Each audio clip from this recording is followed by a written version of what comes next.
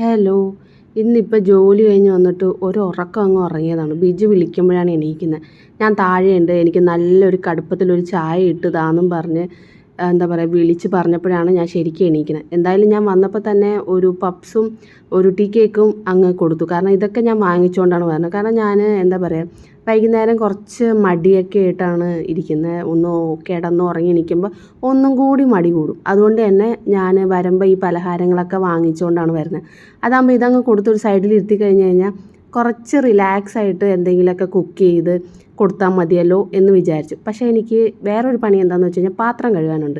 ഇന്ന് എൻ്റെ കണവൻ രാവിലെ പാത്രം കഴുകിയിട്ടില്ല. അപ്പോൾ അങ്ങനെ പാത്രമൊക്കെ കഴുകി വെച്ചു. പിന്നെ അത് കഴിഞ്ഞിട്ട് ബിജുവിനൊരു തോന്നൽ തലപ്പാക്കട്ടി ബിരിയാണി കഴിക്കാൻ.